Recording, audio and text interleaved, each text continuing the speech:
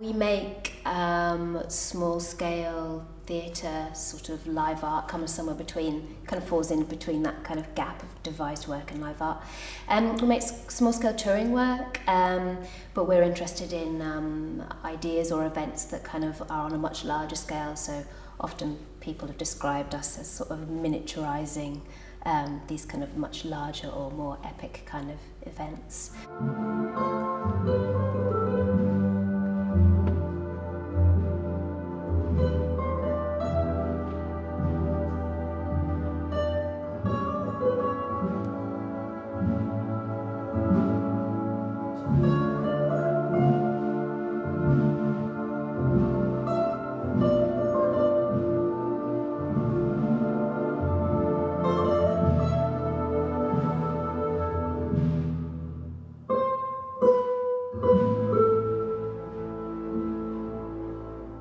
We're interested in making work that explores popular culture and sort of the iconography of popular culture, and often how that's kind of mediated to us through mass media and popular entertainment.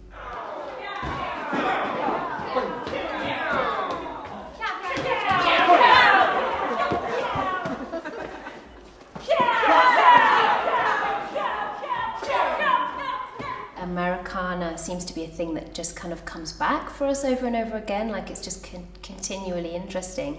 And I think because we're really interested in making work that intersects with the world that we live in now and the world that our audiences live in now. And I think as soon as you start to think about, well, what are those kind of the ideas and ideologies or the images or whatever that are kind of really present within popular culture, they're nearly all American imports, and so it's just really interesting for us how I might kind of experience the world through a kind of imported sort of ideology of what the kind of ideal of that world might be. Because what seems to you like a big load of trashy old mess is in fact a brilliant work of a genius. Myself.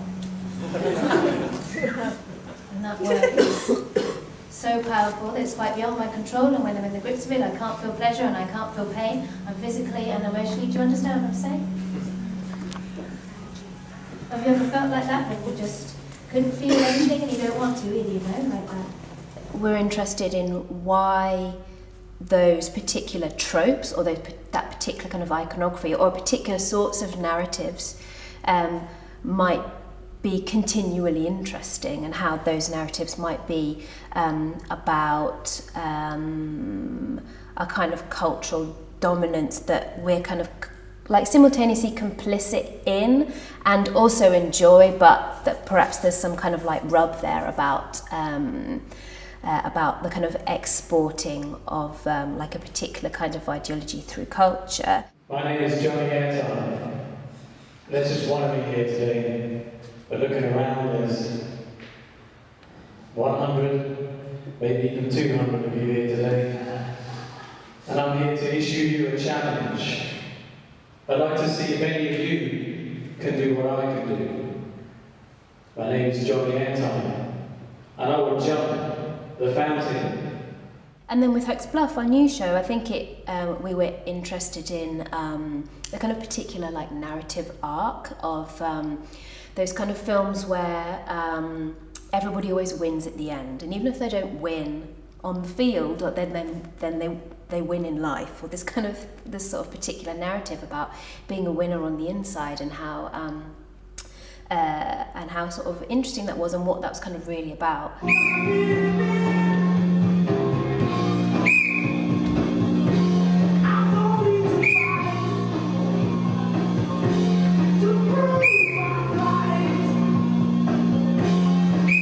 So the piece is in traverse, so the audience kind of sit on two sides in kind of on raked seating, as if they're kind of at the bleachers of a game, or kind of on the stadium. And we're kind of interested in creating an environment where the audience are, rather than kind of sitting outside of the space, the kind of conceptual space of the show and watching us, they're kind of inside. So we're kind of imagining that the piece takes place where the audience are as well as kind of where we're performing. Have you run out of gas in Redstone?